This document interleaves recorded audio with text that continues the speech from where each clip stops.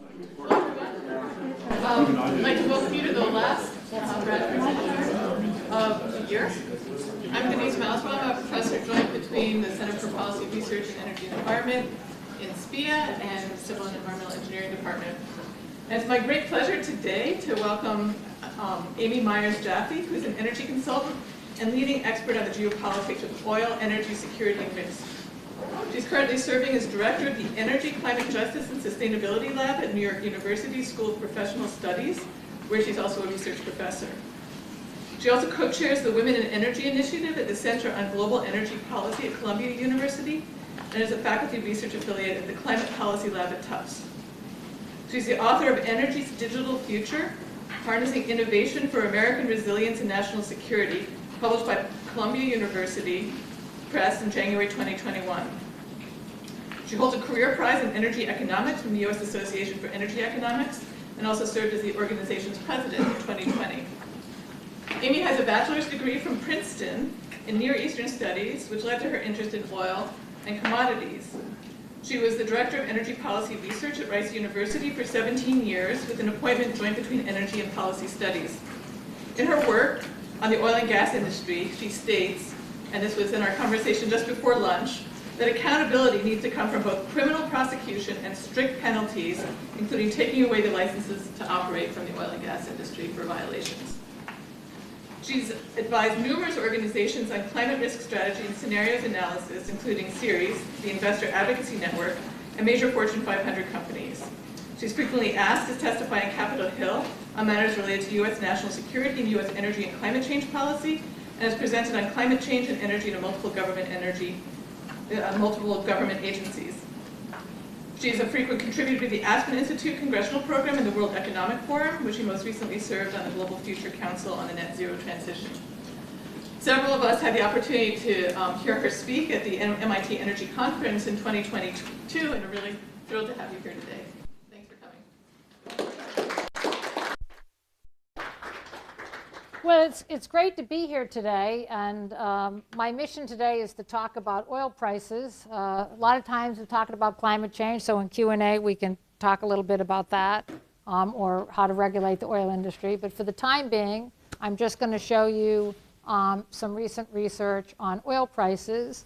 And for those of you who are deep in the weeds of econometrics, I have a few slides at the back of the deck that I can't explain, but my co-author, who's an econometrician at Rice, can help, and I can show you what he did, and then you can call him or email him and say, Amy couldn't explain this, so we're needing to get to you. Anyway, so with no further ado, let me get started. So I feel like the first thing I need to do is to level set. We didn't actually have an oil crisis with Russia's invasion to Ukraine. Very little oil has come off the market. The estimates were that 1 million barrels a day of Russian crude oil would be taken from the market in 2022. I think that actually didn't happen, even with the oil price cap that the US government put in.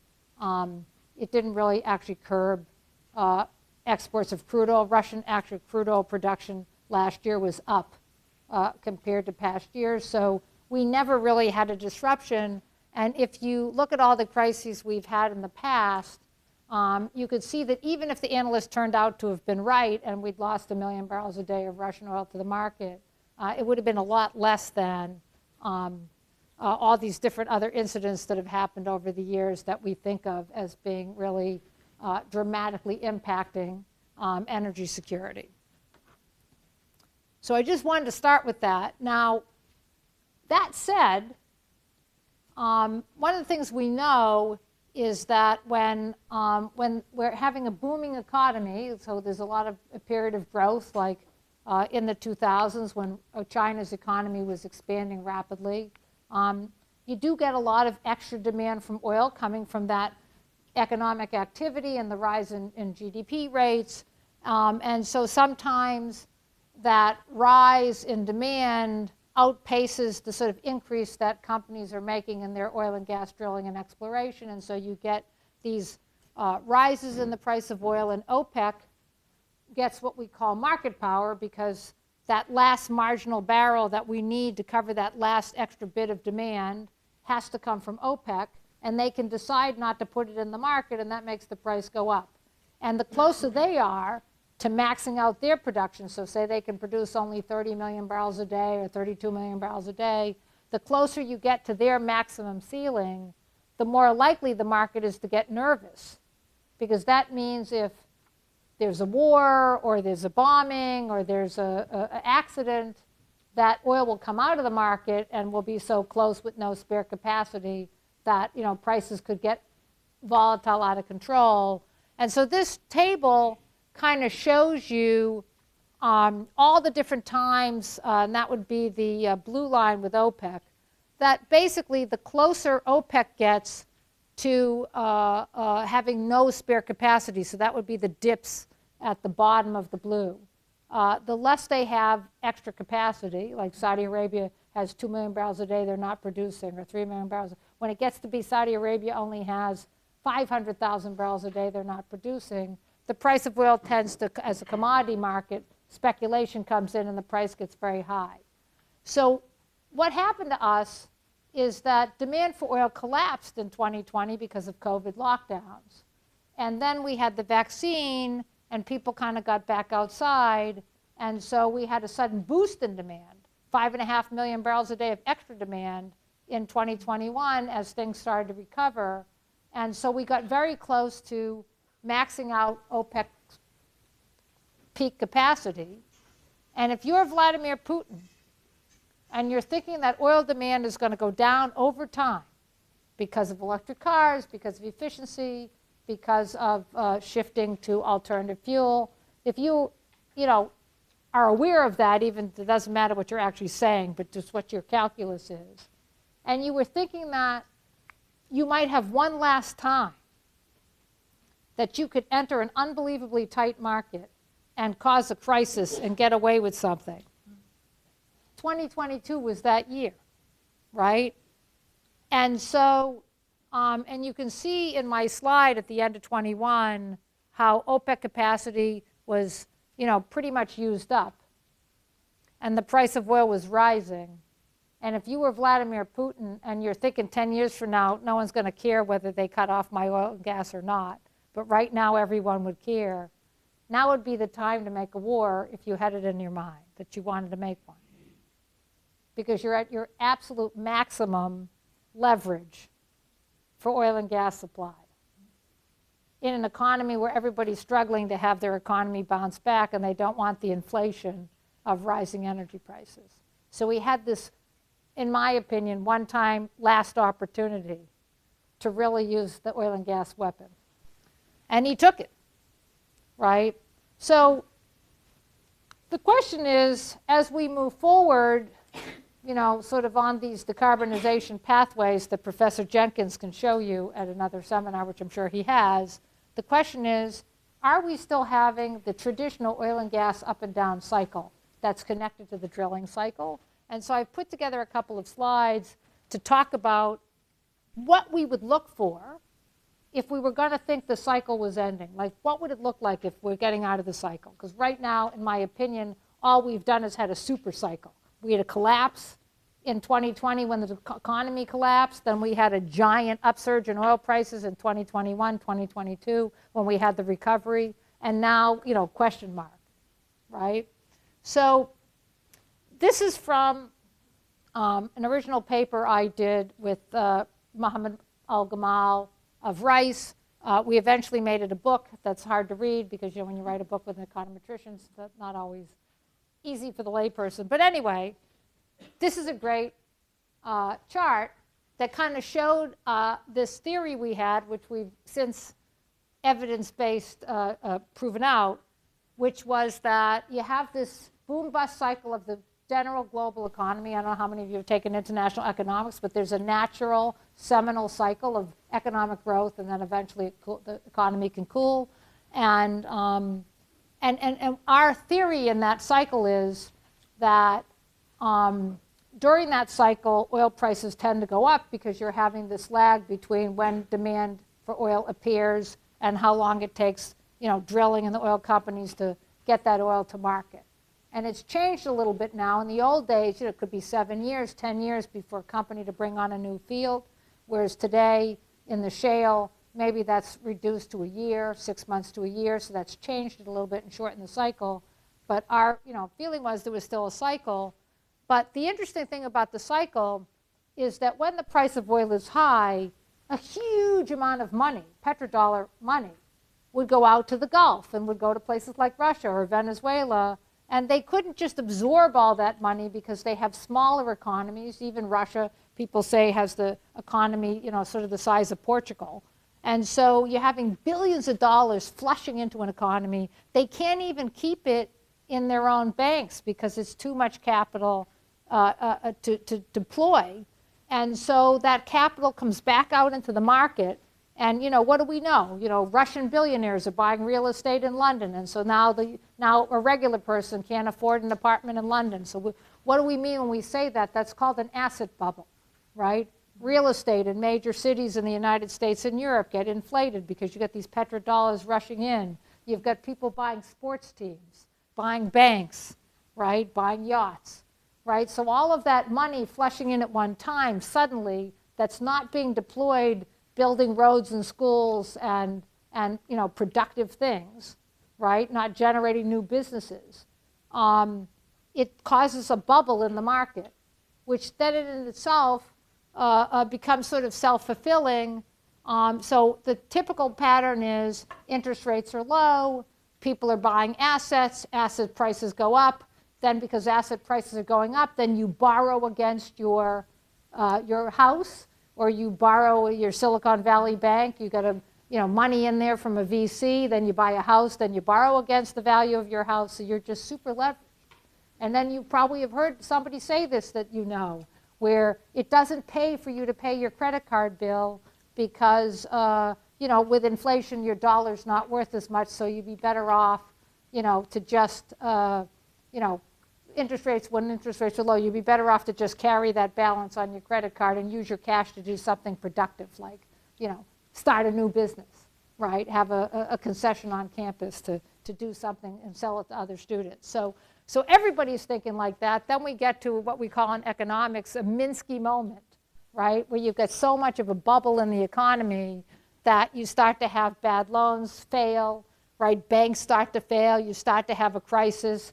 The Federal Reserve intervenes, central banks intervene by raising interest rates, which is kind of where we are right now in the cycle. You hit a recession, the recession happens, and guess what happens in the recession? Oil prices collapse because now there's not demand for oil like in 2020 because, there's no economic activity because of the recession, and then, your process starts all over again. But one of the things that we've shown econometrically with statistics is that oil and a war is actually endogenous and not exogenous to this process. That what happens when, I won't name any countries, when a specific country that gets a lot of petrodollars and they can't spend it all on their citizens, or they're not willing to spend it all on their citizens, what do they buy with that money? And we show statistically that what they buy is weapons. So what did Russia do the last time the oil prices went up? They modernized their army, right? They spent all that money on military mobilization. So once you've spent that money on military mobilization, right, then you have the impetus, the incentive to go to war, especially if oil prices went down for a period of time, like in 2020, and you can't provide for your citizens because you spent all your money on weapons. Now you've got to do something to either rally people in the war against your neighboring country, like Saddam Hussein and Kuwait, or you have to externalize your problem by going to war, or you use the weapons on your own population, right? So we talk about, and we've kind of shown this pattern of how much money gets spent on weaponry, how that weaponry gets used, very complementary to the work of other scholars, like Dennis Ross, guy's name will come to me, Jeff Colgan of Brown, done some good work in this area, and Emma Ashford just came out with a good book, same thing. So that was our original theory. Now, you ask yourself, what would change that, right? How we get out of that, because it's been a pretty destructive paradigm for everyone involved, even the people who are living in the countries that could have benefited from the oil wealth. I mean, basically, in my opinion, no one's benefited, truly, right? So, you know, what would it be? So, of course, now we've seen this change, which we thought might change it, which was U.S. shale, because you could bring on new oil faster. But that has not turned off the cycle. So the new things that one could look at is, if the oil price goes up like it did in 2022 and 2023, there's a lot of software that you can use now to lower your oil use. And I'm not just meaning that, you know, I have an electric car and I can figure it out and you know, keep it charged and do it in a way that it's the time of day is when it's renewable energy, and, you know, figure that out by software, which Google and some of the other companies in California can give you that alternative technology with your thermostat and Alexa, right? You know, Alexa, charge my car at the following time, or some of it's automated now, right? The question is, you've got companies like trucking companies that can literally figure out how to deliver every package it has to deliver using an algorithm. So you ever notice when Amazon comes to the neighborhood here in Princeton that they just go one door, one door, one door, and you say, that's unbelievable, everybody's ordering from Amazon? It's not really that. It's that the Amazon has it programmed so that all deliveries get clumped to the same day, so they're saving fuel. The first year UPS did that, which was in 2017, they saved 100 million miles of driving for the delivery of packages, right? It's a super, super, super powerful tool, right? So, but if you measure that across everything, of when you put your washing machine on, when you turn and don't tape your television, all the different appliances you have, everything you do, when you move your car around and so forth, the more we apply that automated software to it, the less energy you're going to need to do the same thing. And we can try to marry that activity to when renewables are at peak. So in the middle of the night, there's some things you're going to do because that's when it's windiest in Texas, say, or in the middle of the day when you have solar in Arizona. So we have that.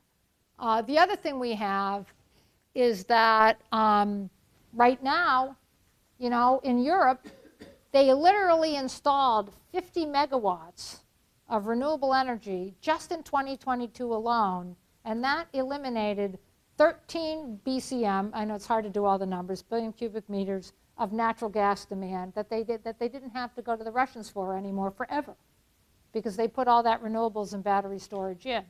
So the faster we can do that, which we're learning how to do it fast, and that's a supply chain question, so we can talk about that in the Q&A, like the faster we can shift to renewable energy, then the less dependent we're going to move out of the cycle, because every time we have the cycle, more and more people are going to buy electric cars, more and more people are going to get a battery in their home to go with their rooftop solar. The more people do that, because the price of energy is so high it pays for itself, then the more we're going to abbreviate the cycle.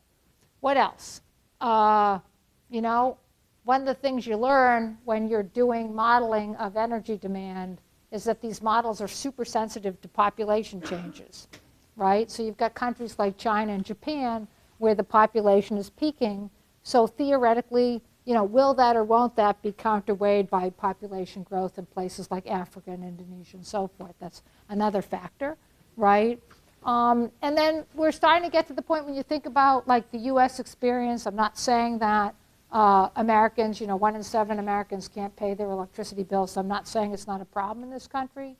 But in terms of slowing economic growth, we had very high energy prices in 2021 and 2022.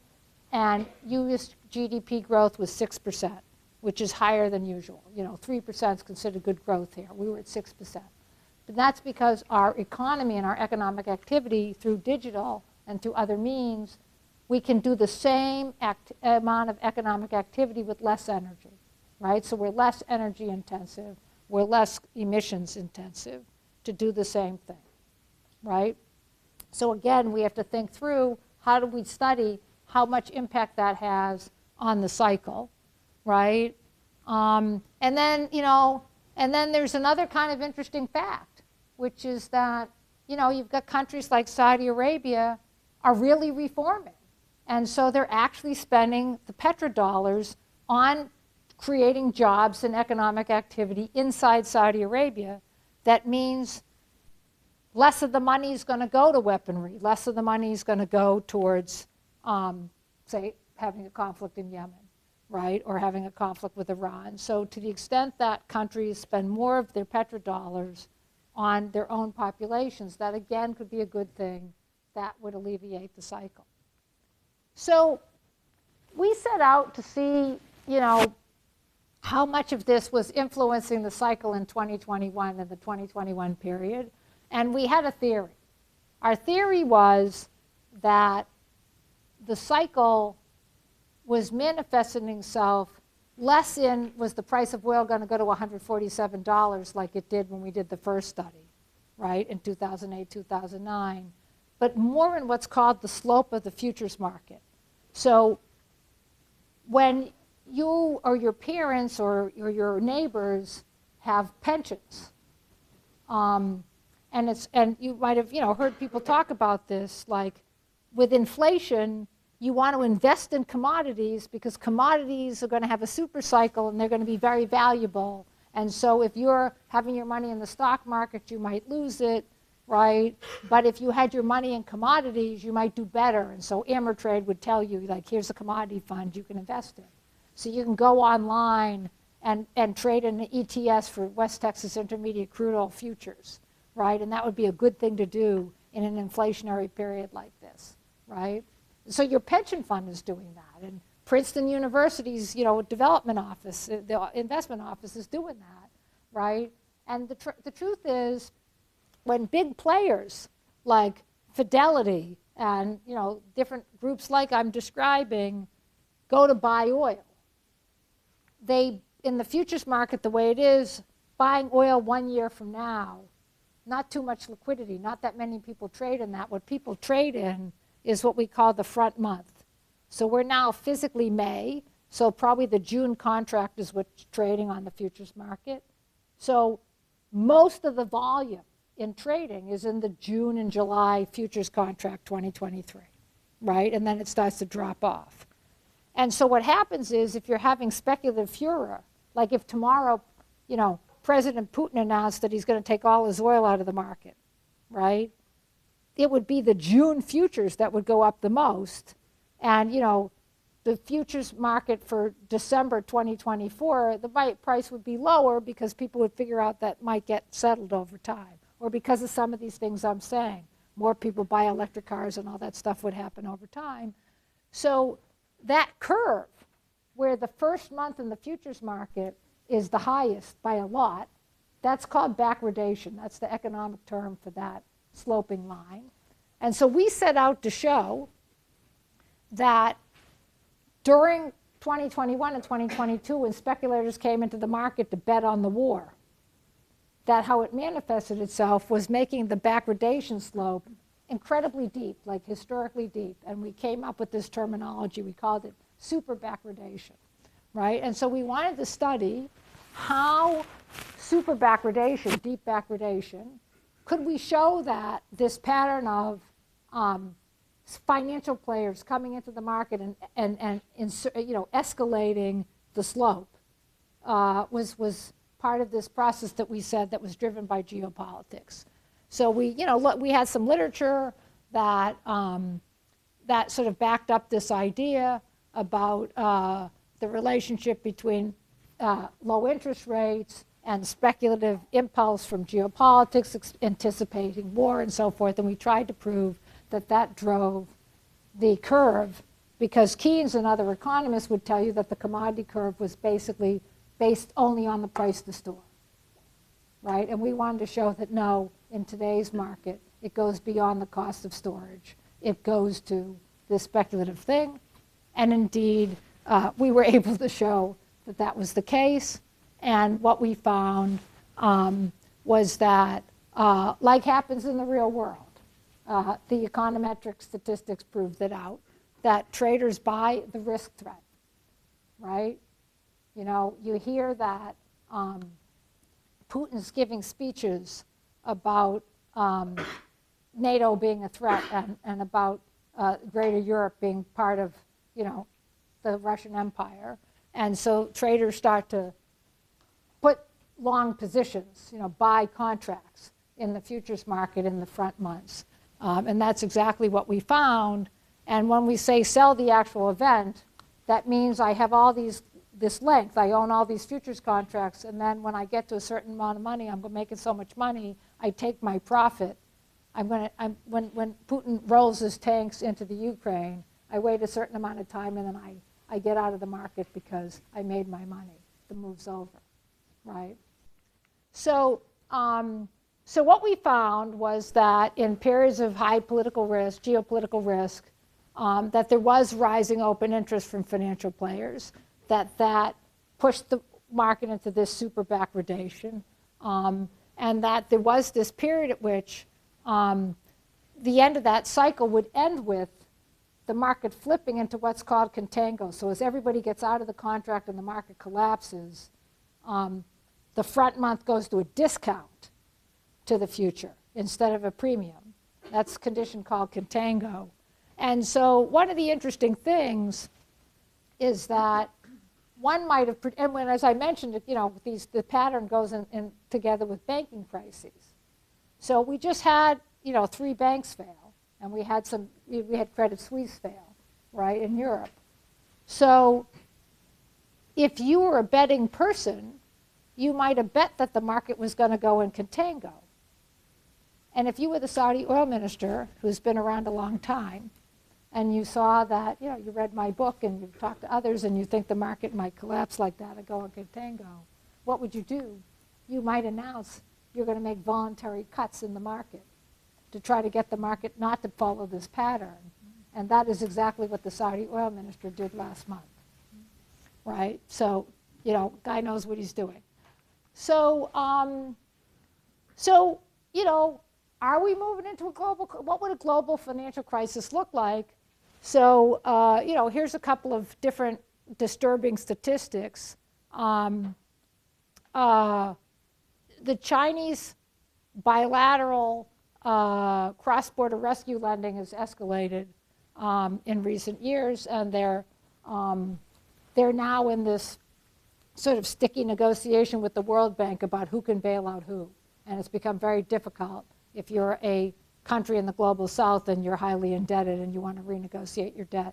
Now you have to deal with both the World Bank and the Chinese in figuring out what everybody would accept. And then the number of bonds of sovereign countries that is at a bond spread that would sort of indicate there might be defaults is also at an all-time high, right? So that's on top of the fact that we're having bank runs here in the United States. So I might argue that, policy is going to be very important over the next 6 months because we're teetering on the traditional high oil price, banking crisis, recession part of the spectrum of the cycle that we were talking about. And we had a war between a petrostate and a neighboring country. So not that different than what we've seen in the past. So people ask me, I was giving a talk in Canada, and they wanted to know, given the way the market is today, are we sure that the price of oil could never go below $40 again? And they were trying to get me to commit to saying that. And I don't really write about oil anymore. I'm working more on global climate, finance, and justice. So I could make a model on that. Mahmoud and I have an idea of how we would do it, and we're talking about doing it this summer, but I don't have the research at my fingertips. So I thought, well, okay, I'm just going to show these people from Canada the history of the thing, right?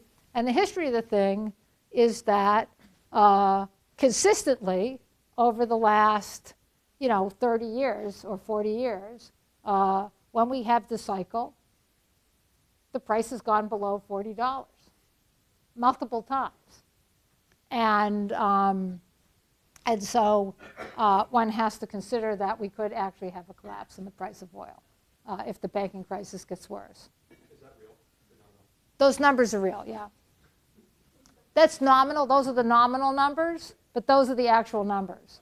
So in 2020, we actually went to negative $47 in the United States because of COVID, because we had You know what a containment problem means? It means that people had to produce the oil because otherwise they'd damage the reservoir, but they had no place to put the oil. People were joking in Houston that they'd rent out their swimming pool. It was that bad. So the futures market like really cratered for like a couple weeks, and then eventually it kind of worked itself out. And you know, anecdotal story, Saudi Arabia, every country in the world had the same problem. They're producing their oil. They can't stop because they don't want to damage their reservoir. And countries literally ran out of storage tanks. Russia ran out of storage tanks. Nigeria ran out of storage tanks. And so your next choice is you have to float oil in tankers on the water and like slow steam them.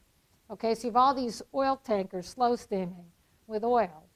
And Saudi Arabia decided that they were going to dump their oil in the United States because they were angry with the Russians. There was going to be this price war. And I always tell people, I was just telling this to a student today here at Princeton, you know, there's a skill that it takes if you decide you want to be in government and you want to be a public servant, like you want to be Secretary of Energy, say when I was here at Princeton, I had decided I wanted to be Secretary of Energy someday. I would have had to run my career 100% different. Why? Because there's certain things you can and can't say, there's certain people you have to be friends with, right, to get along that pathway and get to that, you know, that's your goal, right? And I didn't do that. That's not my personality, you know, but I tell people, you know, you want to be Secretary of Energy, you want to be the Secretary of the Treasury, by all means, you know, be in the right club, take the right job, say the right things to the press, and you'll get there because you're all smart. That's what you want to do, you know, it's a pathway, hang out with the right people, you'll get there, right? That's not what I did. What I did is a different thing. My way was know what you're talking about, be sure you're right, and then don't back down. Just be right, be right, be right. On whatever topic it is you pick. In the end, I was the only person in the country that knew something barrel for barrel about how Iraq's oil industry functioned. And there were a lot of other people who made a lot of money doing deals in Iraq or doing this or that in Iraq, and they were all conflicted out. And in the end, the National Security Council in the White House had to come to Rice University and say, we need this woman for 4 weeks. And they had to put me in a motel somewhere in the middle of nowhere in Virginia and say, if we went to war in Iraq, what will we have to do? Because in the end, you have to have someone who knows something. There can be all these political people that get the job and they were friends with the right person and they said the right things, but if they don't know the bottom line, they'll make a mistake. So in the end, if you know your stuff, you're a scientist and you know your stuff and you know your stuff and you don't back down and you don't say stuff that's not true, you will eventually be important because in the end, when it comes time to crisis, I got to call the person who knows something, period. So that is the Amy Jaffe way, right? You need to know something about this. Who can you call? I need to call someone who will tell me the truth. Even the Trump administration, in the end, had to call me. And they had to call me because there were all these cargoes from Saudi Arabia coming in a tanker, and it was going to cause a giant crisis when the price of oil in the United States was already negative $47. And I had to help them come up with a plan to make sure that the Saudis turn those barrels around. And I had to explain to people in Congress why you have to have some empty storage to operate a pipeline, why you have to have some operational storage, and some empty storage to move oil around so that average Americans could get fuel that they needed to make sure they got the medicine and the food that we needed. And you have to know how the pipeline system works in the United States, and you have to know the DOE had some people didn't know what they were doing. They didn't have the inventory numbers right. You have to be able to sit down with people. You need to be talk to them about the statistics. You need to be able to tell them where there's a mistake in the statistics, what part of the pipeline inventory are they counting twice. You know, you have to be able to do the math. It's not just about being knowledgeable on the technical stuff. You have to be able to do the math. You have to be able to take a spreadsheet and do the math and understand the data and clean the data. So everything you study here Even if it seemed like when you were here, like when I was here, that what you were studying really wasn't going to matter in your actual working life. It matters. And there'll be a time, whatever country you're from, where someone will need you. If you know how to do what I'm saying, you will wind up being important, because in the end, I don't care how much disinformation there is, in an actual crisis, you have to have the real evidence, you have to have the real data, and you have to be able to work from it. So that's my 2-minute lesson on your careers. Okay, so what do I think? We have a concept in economics called elastic inelastic, right? So what do I mean when I say demand is inelastic?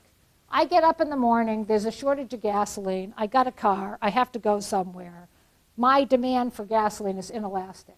The price of a gallon of gasoline could be $100. If I have to drive to the hospital, I'm going to pay $100, right? That's called inelastic demand, right? So, for some things, it's elastic. If the price of orange juice goes to $100, guess what? We're all going to drink water, no matter how much you like the flavor of orange juice.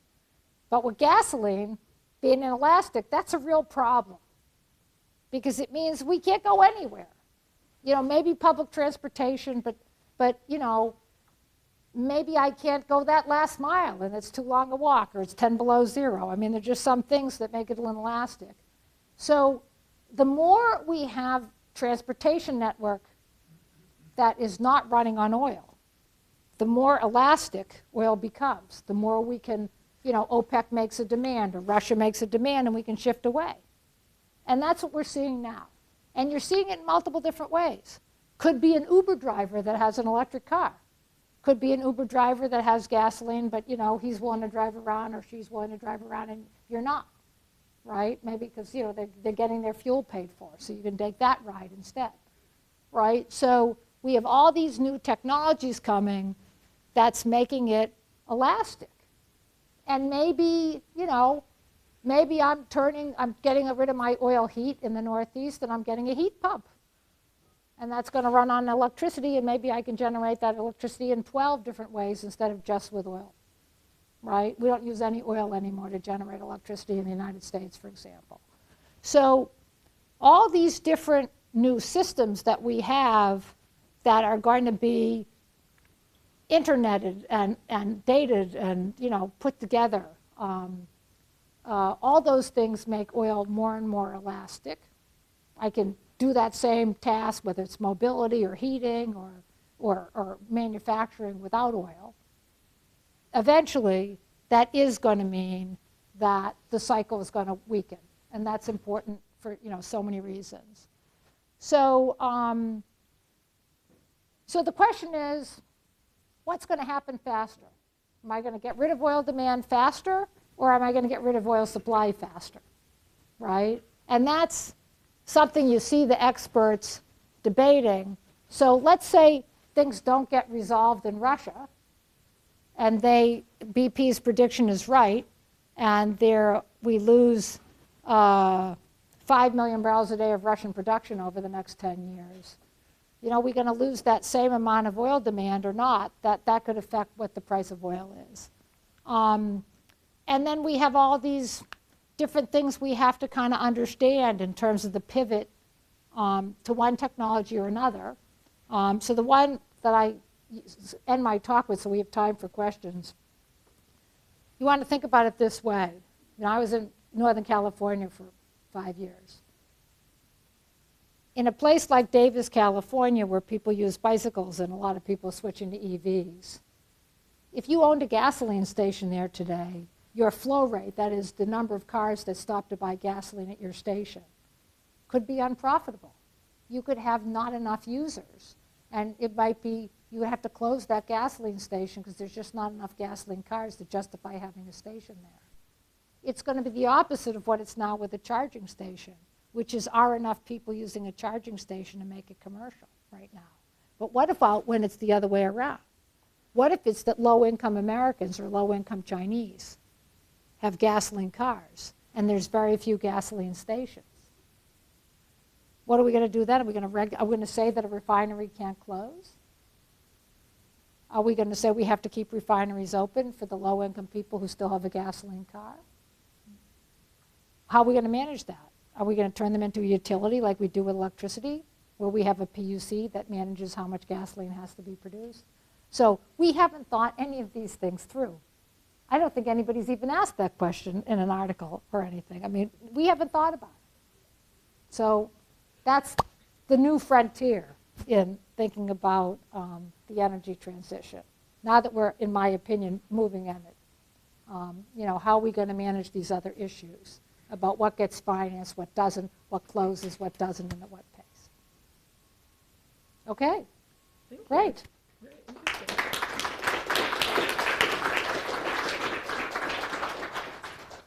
We have time for questions? Do I go ahead and take your own question? Yeah, go ahead. So I think, thanks for the talk, it was very interesting, but do you take into account the rebound effects too, because you're assessing, you're saying that that we are almost there in the energy transition, but I mean the history has proved that usually the new technologies just add up to the energy consumption links to old technologies. So it's not a replacement, but just an addition because there is a growth of demand. So do you take that into account in your effect in the cycles? Because in the cycles you say that using more renewables is actually something that drives the price down. But it's, if the demand of petrol stays the same, but there's just an addition of electricity demand to the top, it doesn't. You're convincing me I need to add a slide to my deck. So gasoline in the States has been falling the last 3 years. Most people assume, and I think that's correct, that it'll continue to fall. And it's falling because of technology. It's not falling because Americans are driving less, right? So more Americans have electric cars or hybrids, but indeed more Americans have fuel-efficient cars, right? So I know that people make this talk about additionality, and a lot of that is based on, you know, population trends in Africa and places like that. And, you know, when the population goes up, you know, all this emphasis in building we're going to do in renewables is only going to take care of that addition, and it's not going to take care of the underlying. But also lifestyle, not only number of people, but lifestyle. Right, lifestyle. But, and I hear what you're saying, and I know people argue that, right? I'm not a believer in that, and I'm not a believer in that for 2 reasons, right?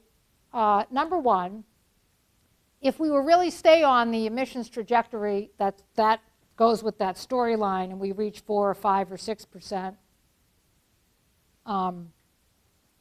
warming, then you're going to have a lot more countries like Pakistan whose GDP growth collapsed to almost nothing. It's 1/3 of what it normally is because of the floods last year, right? So if you multiply that by all these countries you're telling me about in Africa, where everybody's going to become wealthy and be able to have a car, and they're all going to live in cities, and they're going to have a development growth and all that stuff, none of that is going to happen if we're living in a catastrophically warm planet, right? So I just don't believe in that, right? I believe that we have to stick to 1.5 degrees if we want to live in the life that you're talking about, where people achieve economic status.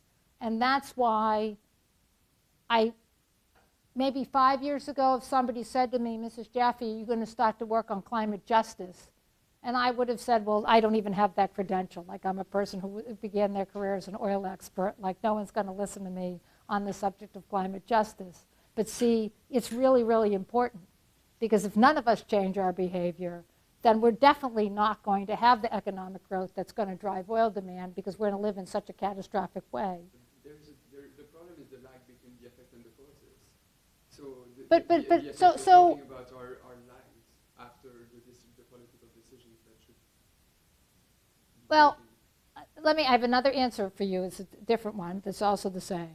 I just explaining when you're just looking at, you know, people are showing you the wedges, right? So first of all, I'm just taking that wedges away, because the International Energy Agency, ExxonMobil, everybody's wedges are based on GDP is going to grow by 6% a year worldwide, or 4% a year worldwide, under a 6-degree scenario and a 1.5-degree scenario, and that's clearly wrong, Okay, we know economics from studying Louisiana and other places that have had catastrophes, that they don't get back on track for 10 years.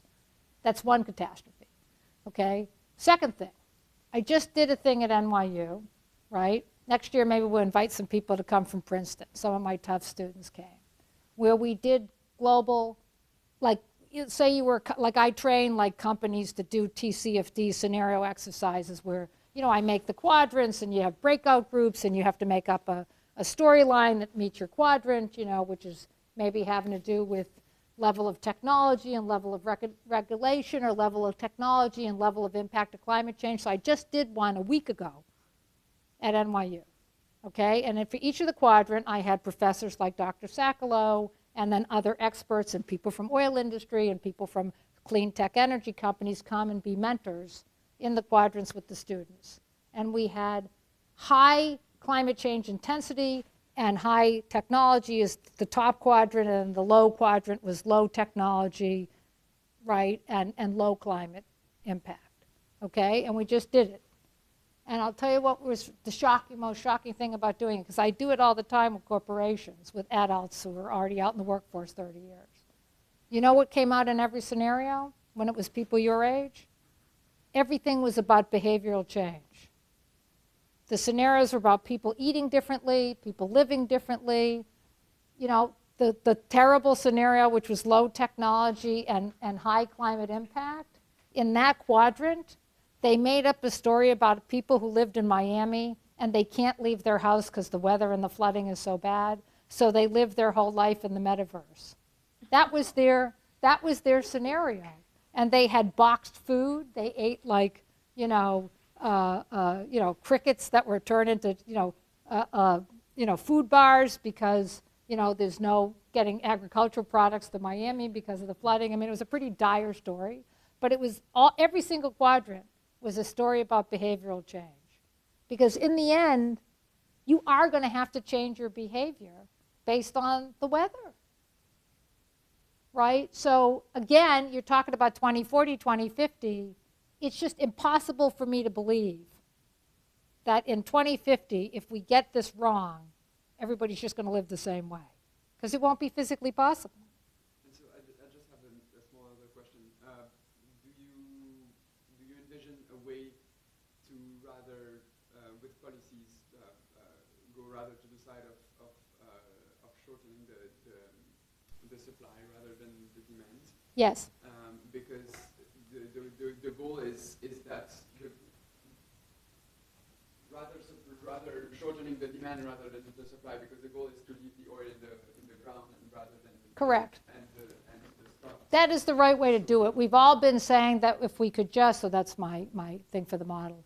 We've all been saying if we could just, get Saudi Arabia to produce more, or we could have more renewable energy, or more this or more that somehow we'll solve the problem. But this is the way we're going to solve the problem. We have to use less to do the same thing, right? And I think it's not, again, Dr. Jenkins can come in here with his wedge and he'll show you that energy efficiency is only this much, right?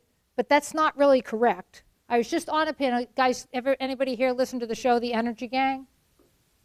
Okay, so this exercise I just talked to you about that I did at NYU was a show. We actually taped it for the show The Energy Gang, so you can listen to it, right? So Robbie Orvis, who's a really good modeler, right, and does a lot of the modeling.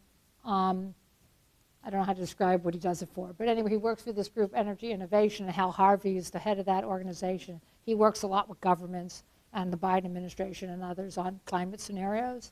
So Robbie was saying, after we did this exercise on the show, he said that it's actually impossible to model people's behavior. It's not impossible. There are models that do it, but it's very difficult, right? We used to try to do it at Davis to try to predict not only would people switch to electric cars, but how would they drive them. And it's really hard to do. So my point to you is, again, none of the projections really capture behavioral change. Can I just reformulate? I'm sorry. Go ahead, keep going. What I want to ask if there are those behavioral changes and there's less demand, that means the oil prices will go down because there's less demand. Correct. So What's the solution to that? What's the solution to that? You tell me. That's exactly my You question. know what the solution is. What's the solution? I'm going to put it. You sound like you're from a country that has taxes on oil. Is that? Do you have no taxes on oil? I put a tax on fuel. Right? I have a BTU tax, or I have a tax on carbon. I mean, if I have a high enough carbon tax, then I'm not going back to it because the price would be so high because of the tax, right? So here in the United States, you know, I had to give a talk in Europe a couple weeks ago, and everybody was, you know, angry about the Inflation Reduction Act, and I said, listen. Well, because, you know, we're having all these preferential pathways for our industry, and I said, listen to me. In the United States, there's two ways you can go about this. You can tax the high carbon, or you can give an incentive for low carbon. In the United States, you can't tax high carbon because of the politics of taxing anything, right? So you have to give an incentive to low carbon because you can't give a tax. So in Europe, you can tax everything. You can put a tax on high carbon. So therefore, of course, the incentives in the United States are steeper. We have bigger discounts for people and incentives for them to do low carbon because we don't have a carbon tax. But if we had a carbon tax, then, you know, we wouldn't have to. So my opinion is, policy-wise, you're 100% right. When the price of oil goes down, we need to slap a tax on it. Period. I was just going to ask. I'm not disagreeing at all with your quote. You can disagree. I might be wrong. No, I'm not. I'm wondering though if it's actually hard to do the demand reduction just with subsidies, right? Because we can't incentivize like all these ways of making it more expensive to like continue consuming like fossil-based energy. So like if we're not incentivizing every little piece of software to like reduce your electricity consumption, how are we ever going to get that sort of demand reduction without? So I'm going to make a generational statement. Because if everybody in the room was my age, the answer is no, we're not going to get there, forget it. You know, you better come up with an adaptation strategy. But because everybody in the room is your age, what I would tell you is, I mean, do you need the government to tell you to do the right thing? No. Right? So it could be a social trend. So this is the story I told. I literally is a true story. I have this crazy position because, like I told you my story, I don't go into government. So the Biden administration wanted me to help them with climate change, and I refused to go into government. So we came up with this compromise plan that I'm actually do public diplomacy for the State Department. And they actually, first it was just over Zoom, but now they're actually sending me places. Okay, so they just literally sent me to Italy. And you know what the subject was? The subject was sustainable fashion. Okay, so let me tell you a little fact. If the fashion apparel industry was a country, they would be a top 5 global emitter behind, they're larger than everybody but China, India, and the United States. So that's a big thing, right? And I don't focus on them. I'm always, you know, busy attacking the oil industry, so, you know, like pretty hard to switch all of a sudden, and I love clothes, so that was like even uncomfortable for me, right? So, but it was really fascinating because one of the things I learned from researching it with people who are in the industry is that when you buy something online and they say, oh, buy 3, you know, and then send back the color that looks well on you and we'll take back the other 2, they actually throw that away, right? So they produce with a 30% garbage plan. In other words, every piece of clothing, especially for fast fashion, every piece of clothing they manufacture, they're figuring in the cost mechanism that they're going to throw away 30%.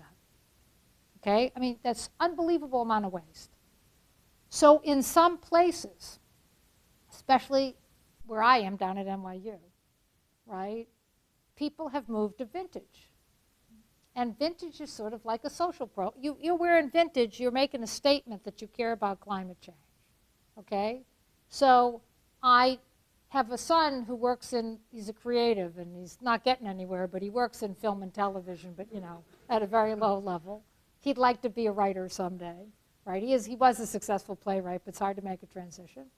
And so he happened to have been in LA, and I'm telling him about my trip, and he told me this story, a true story, that people in Hollywood, young people in Hollywood, because of all these shows like Daisy and the Six and you know, all these shows that are set back in the 60s and 70s.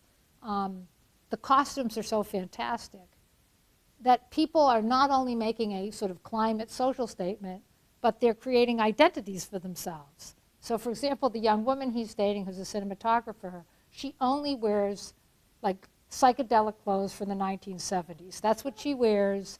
She has, you know, sometimes she does it online, sometimes she goes to shops, but that's what she does. My son has decided, because he grew up in Texas, so he wears vintage, like cowboy type clothes, right? When we went to pick him up to take him out to dinner, we were laughing. He looked like he walked out of a television show.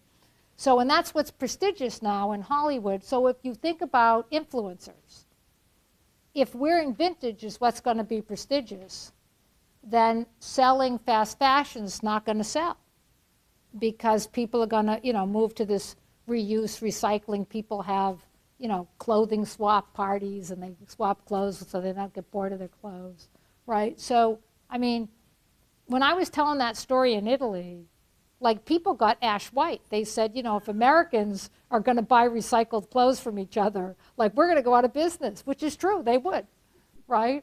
I said, yeah, there's not going to be any like hiring Miley Cyrus to go like this in your clothes anymore, because she's going to be wearing something from 1972, right? And for emphasis, I wore some blouse that I got in Barney's in the 1980s, and I said, you know, this blouse is vintage, right? So I mean, that's what I mean when I talk about behavioral change, because when we hear behavioral change, we think of Jimmy Carter in the sweater, and you're going to make me sit in the cold, and I'm going to be in the dark, and nothing's going to work. But if I tell you the story about people in Hollywood wearing vintage just because it's fun, and they're having vintage parties, and people are coming in character and vintage, instead of wearing Chanel, like, hey, that sounds positive. I mean, it's fun. It's objectively fun, right? So the question is, can we take this stuff here and make it like a lifestyle thing where we're using it in a way that works for us, that we have a positive life, that we're not just, you know, doing the metaverse because we can't speak with anybody in person, right? I'm not advocating for that. And I'm not saying everybody should eat a power bar, right? But if you think about, you know, improving your diet, thinking about what you wear, thinking about your mobility choices, these are all things within our personal control. And they're things that we could make a commitment to that would not be influenced by the price of oil. So I think, actually, at this point, we've run out of time, but I think that you've come to an excellent conclusion, which is that people in the know, like you guys, should become influencers as part of what you do. That's true. In your life. You should, 100%. You will know what's right, and if you can then influence those around you to do what's right, it will have an effect on social norms and will make a difference. So thank you so much for your message. Okay, very good.